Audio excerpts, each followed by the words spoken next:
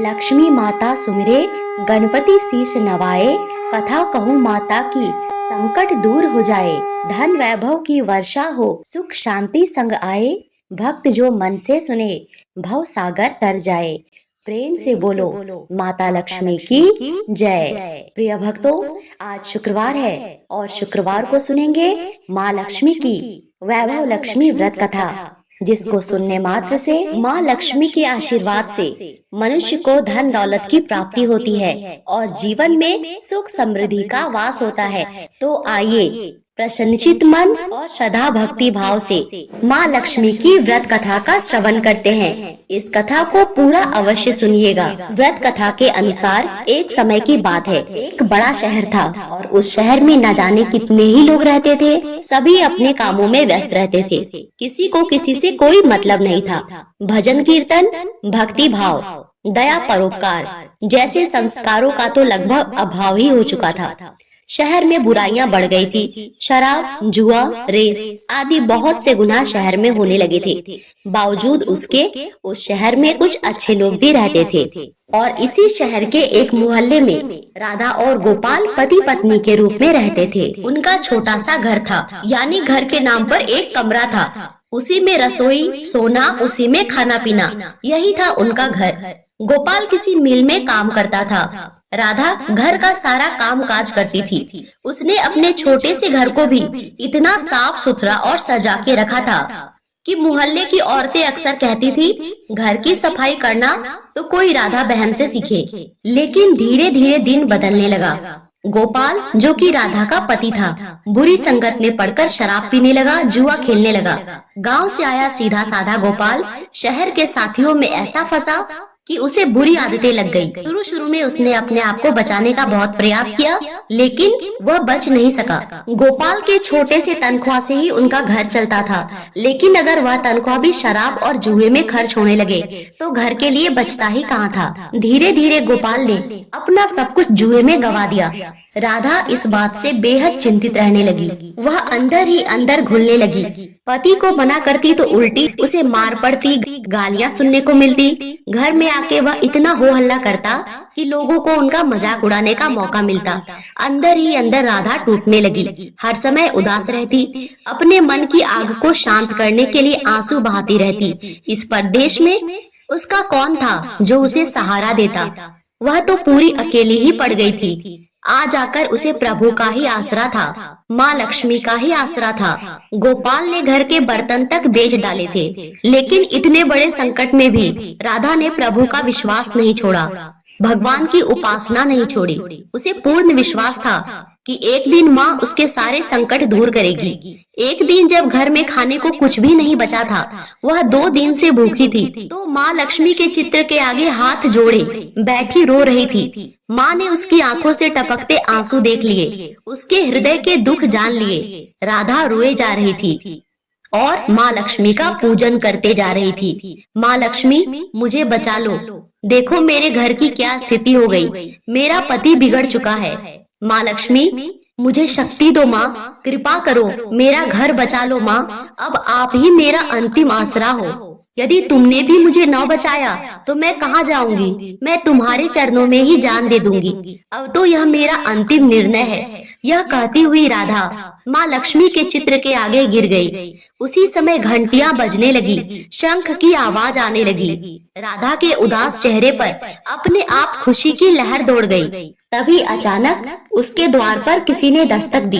राधा ने द्वार खोला तो देखा कि एक मांझी खड़ी है। उसके चेहरे पर अलौकिक तेज दिखाई दे रहा था। उनकी आंखों से मानो अमृत बह रहा था। उनका भव्य चेहरा करुणा और प्यार से भरा हुआ था। उनको देखते ही राधा के मन को शांति मिली। उसके रोम रोम में आनंद की लहर उठी। बूढ़ी माता ने राधा से बोला, क्या मैं तुम्हारे घर आ सकती हूँ? राधा ने अपने आंसू जल्दी जल्दी पोंछते हुए बोला, हाँ हाँ माता, अंदर आओ। राधा उस बूढ़ी माता को आदर के साथ घर ले आई। घर में बिठाने के लिए कुछ भी नहीं था, अतः राधा ने एक फटी हुई चादर पर उनको बिठाया। माँ जी बोली, क्यों राधा, मुझे पहचाना नहीं? हर शुक्रवार को लक्ष्मी जी के मंदिर में भजन कीर्तन के समय मैं भी तो वहाँ आती हूँ। इसके बावजूद राधा कुछ समझ नहीं पा रही थी। फिर माँ जी बोली, तुम बहुत दिनों से मंदिर नहीं आई, इसीलिए मैं तुम्हें देखने चली आई। बूढ़ी माता के प्रेम भरे शब्दों को सुनकर राधा का हृदय पिघल गया। उसकी आंखों में आंसू आ गए और वह बिलख बिलख कर रोने लगी। माँ जी ने कहा, बेटी, सुख और दुख तो धूप और छांव होते हैं, धैर्य रखो, मुझे अपनी सारी परेशानी बता दो। माँ जी के व्यवहार से राधा को काफी सुकून मिला और सुख की आस में उसने माँ जी को अपनी सारी कहानी कह सुनाई। और फिर माँ जी ने राधा को वैभव लक्ष्मी व्रत के बारे में बताया। उन्होंने व्रत की सारी विधि भी बताई। फिर माँ जी ने कहा, बेटी, माँ लक्ष्मी का यह व्रत बहुत सरल है। इसे वरद लक्ष्मी व्रत या वैभव लक्ष्मी व्रत कहते हैं। ये व्रत करने वाले की सभी मनोकामना पूरी होती है। वह सुख, संपत्ति और यश प्राप्त करता है। राधा ये सब सुनकर आनंदित हो गई। वैसे भी उसने पिछले 2 दिनों से कुछ भी नहीं खाया था और वह दिन भी शुक्रवार था।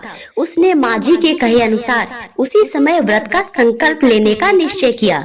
राधा ने संकल्प करके आंखें खोली तो सामने कोई ना था। वह आश्चर्य में पड़ गई और सोचने लगी कि इतनी जल्दी माँ जी कहाँ चली गई। लेकिन राधा एक धर्मपरायण स्त्री थी, इसीलिए उसे ये समझते देर नहीं लगी कि वह माँ जी और कोई नहीं, साक्षात माँ लक्ष्मी ही थी।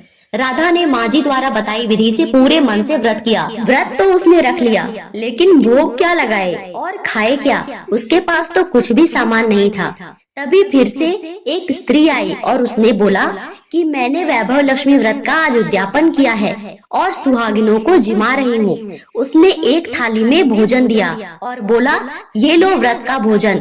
मैं सभी सुहागिनों को भोजन जिमा रही हूँ, इसीलिए तुम्हारे लिए भी लाई हूँ। राधा ने लक्ष्मी माँ की जय ऐसा बोलते हुए उस थाली को लिया। उसी में से कुछ भोग माँ लक्ष्मी को लगाया और स्वयं खाने के लिए भी रख लिया। आखिर में प्रसाद वितरण हुआ। यह प्रसाद पहले पति को खिलाया। प्रसाद खाते ही पति के स्वभाव में फर्क पड़ गया। उस दिन उसने राधा को नहीं मारा, सताया भी नहीं। राधा को बहुत आश्चर्य हुआ और खुशी भी हुई। उसके मन में वैभव लक्ष्मी व्रत के लिए श्रद्धा बढ़ गई। राधा ने पूर्ण श्रद्धा भक्ति से 21 शुक्रवार तक वैभव लक्ष्मी का व्रत किया। 21वें शुक्रवार को माँ जी के कहे मुताबिक उद्यापन विधि करके 7 स्त्रियों को वैभव लक्ष्मी व्रत की 7 पुस्तकें उपहार में दी। फिर माता जी के धन लक्ष्मी स्वरूप की छवि को वंदना करके श्रद्धा भक्ति भाव से मन ही मन प्रार्थना करने लगी, हे माँ धन लक्ष्मी, मैंने आपका वैभव लक्ष्मी व्रत करने की मन्नत मांगी थी। यह व्रत आज मैंने पूर्ण किया। हे माता, मेरी हर विपत्ति दूर करो, हमारा कल्याण करो। जिसे संतान न हो उसे संतान देना, सौभाग्यवती स्त्री का सौभाग्य अखंड करना, कुंवारी लड़की को मनभावन पति देना। जो आपका ये चमत्कारी वैभव लक्ष्मी व्रत करे उसकी सब विपत्ति को दूर करना, सभी को खुशियाँ देना। हे माँ, आपकी महिमा अपार है। ऐसा बोलकर लक्ष्मी जी के धन लक्ष्मी स्वरूप की छवि को प्रणाम किया। व्रत के प्रभाव से राधा का पति अच्छा आदमी बन गया। कड़ी मेहनत करके व्यवसाय करने लगा। उसने तुरंत राधा के गिरवी रखे गहने छुड़ा दिए। घर में धन की वृद्धि हुई। घर में पहले जैसी सुख शांति छा गई, वैभव छा गया।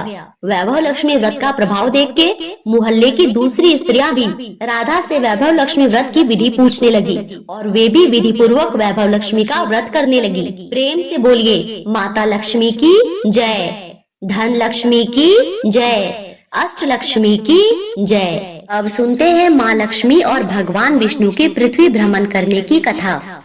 एक बार की बात है, भगवान विष्णु बैकुंठ लोक में बैठे थे और उन्होंने माँ लक्ष्मी से कहा, देवी लक्ष्मी, मैं पृथ्वी पर भ्रमण करके आता हूँ।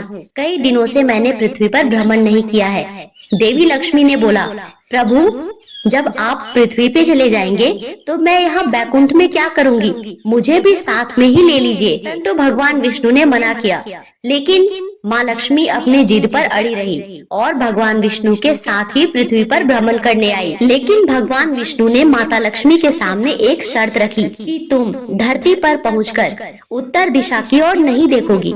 माता लक्ष्मी ने सहर्ष स्वीकार कर लिया और भगवान विष्णु और माता लक्ष्मी पृथ्वी पर भ्रमण के लिए निकले।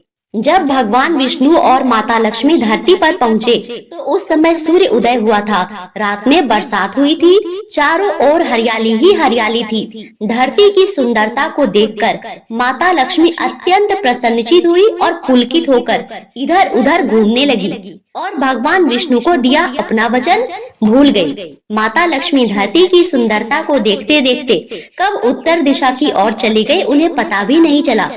धरती का वातावरण देखने में कितना मनमोहन है। तभी उन्हें फूलों से भरा एक खेत नजर आया। उस खेत से बहुत ही सुंदर खुशबू आ रही थी। इतने सुंदर फूल और इतनी सुंदर खुशबू, माता लक्ष्मी अपने आप को रोक ना सकी और वह अनायास ही उस खेत के तरफ चली गई। वहां जाकर उन्होंने एक सुंदर सा फूल तोड़ लिया और जब माता लक्ष्मी भगवान विष्णु के पास वापस आई तो भगवान विष्णु के आंखों में आंसू थे।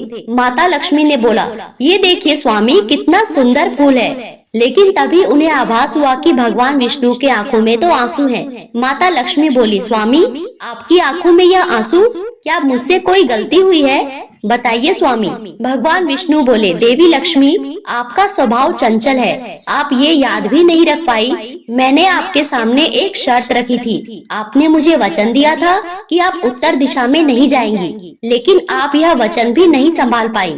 और दूसरा, किसी की वस्तु को कभी बिना पूछे नहीं लेना चाहिए, लेकिन आपने तो उस खेत से एक फूल तोड़ लिया।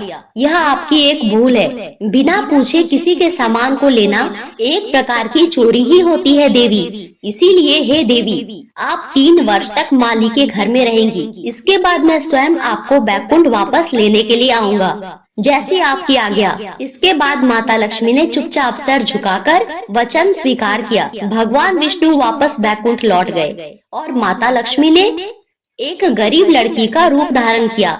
खेत के मालिक का नाम माधव था। वह अपनी पत्नी, 2 बेटे और 3 बेटियों के साथ वहीं पास ही में एक झोपड़ी में रहता था और सभी उसी खेत में काम करते थे और छोटे से खेत पर काम करके किसी तरह से गुजर बसर करते थे। माता लक्ष्मी माधव की झोपड़ी पर जाती है। माधव लड़की को देखकर पूछता है कि तुम कौन हो और इस समय तुम्हें यहाँ क्या चाहिए? मैं तुम्हारी क्या मदद कर सकता हूँ?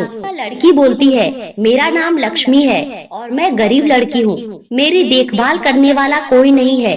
कई दिनों से मैंने कुछ खाया भी नहीं है और मैं यहाँ किसी को नहीं जानती। मैं रास्ता भटक गई हूँ। मेरा कोई नहीं है। क्या मैं तुम्हारे घर में रह सकती हूँ? तुम मुझे कोई भी काम दे दो, मैं तुम्हारे घर का सारा ही काम कर दूंगी। बदले में तुम मुझे खाने को कुछ दे देना और रहने को जगह दे देना।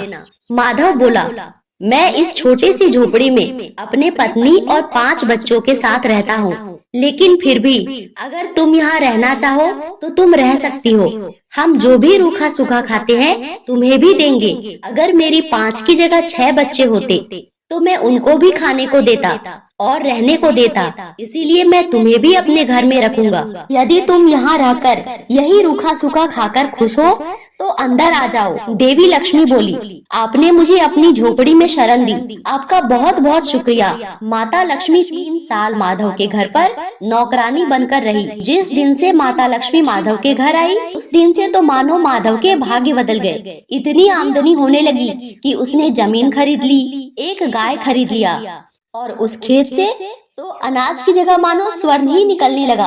वह जब भी हाट अपने सामान की बिक्री करने जाता, सभी उसका ही सामान लेते, उसे 2 गुना 4 गुना दाम देते। माधव भी आश्चर्यचकित था, सोचता कि शायद मेरे फसल इतने अच्छे हुए हैं कि मुझे इतने दाम मिल रहे हैं। जो भी हो, वो सारे पैसे लेके अपने घर आ जाता और खुशी खुशी अपने बच्चों और पत्नी के लिए सामान लेके आता। सभी हंसी खुशी से रहने लगे थे। इधर माता लक्ष्मी माधव के घर और खेत में काम करती रही। माधव अपने सारे बच्चों के लिए रोज कुछ न कुछ जरूर लाता था और इस तरह वह माता लक्ष्मी के लिए भी कुछ न कुछ जरूर लाता था। एक दिन माधव ने सोचा, जब से यह लड़की मेरे घर आई है, उसी समय से हमारी आमदनी बढ़ गई, मेरी किस्मत ही बदल गई। माधव की यह सोच माता लक्ष्मी का ही आशीर्वाद थी, क्योंकि देखते ही देखते पूरे 3 साल बीत चुके थे। जैसे ही माधव उस दिन खेत से काम करके आया तो उसने देखा कि उसके घर के द्वार पर एक दिव्य कन्या खड़ी है, जो सुंदर गहनों से लदी है, जिसने राजसी पोशाक पहने हैं। जब वह कुछ नजदीक गया तो उसने देखा, अरे यह तो मेरी बेटी लक्ष्मी है। वह बोला, लक्ष्मी, तुम्हें इतने गहने और ये आभूषण कहाँ से मिले? माता लक्ष्मी हंसते हुए बोली, माधव, तुम एक दयालु, परोपकारी और बहुत ही भले इंसान हो। मैं तुम्हारे घर में 3 वर्ष तक थी। तुमने मुझ अनजान को भी अपने घर में शरण दिया और हमेशा मेरे प्रति दया भाव रखा। इसी कारण तुम्हें इतनी आमदनी हुई और तुम गरीब इंसान से एक धनी इंसान बन गए। मैंने भूलवश तुम्हारे खेत से एक फूल तोड़ लिया था, जिसकी सजा के स्वरूप मुझे 3 वर्ष तक तुम्हारे यहाँ रहना था। आज मेरी अवधि पूरी हुई, अब मैं वापस बैकुंठ जा रही हूँ। माधव यह सब आश्चर्य से सुन रहा था। उसके हाथ जुड़े हुए थे, आंखों से लगातार अश्रु की धारा बह रही थी। भक्ति भाव से उसका चेहरा चमक रहा था और साथ ही उसे बहुत ग्लानि हो रही थी, क्योंकि उसने माता लक्ष्मी से 3 वर्ष तक अपने घर का और अपने खेतों का काम करवाया था। वह अपनी भूल कैसे सुधारे, कैसे माँ से क्षमा मांगे, वह सोच नहीं पा रहा था। उसने लज्जा से अपना सिर झुकाते हुए माता लक्ष्मी से क्षमा मांगी। रोते रोते उसने बोला, हे माँ लक्ष्मी, मुझे क्षमा कीजिए, मैंने आपके साथ बहुत बुरा व्यवहार किया है, मुझे पता नहीं था माता। माता लक्ष्मी ने कहा, नहीं माधव, तुमने एक अनजान लड़की की इतनी सहायता की, इसीलिए मैं जाते जाते तुम्हें धनवान बनने का आशीर्वाद देती हूँ। और देखते ही देखते माधव का घर एक महल में बदल गया।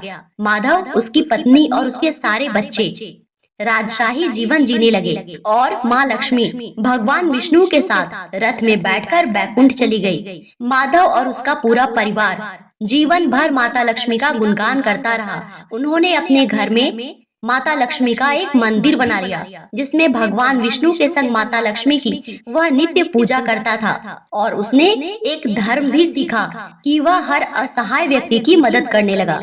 हे माता लक्ष्मी, जैसे आपने माधव के घर अन्न और धन से भर दिए, वैसे ही सबके भरना। प्रेम से बोलो, माता लक्ष्मी की जय, भगवान विष्णु की जय।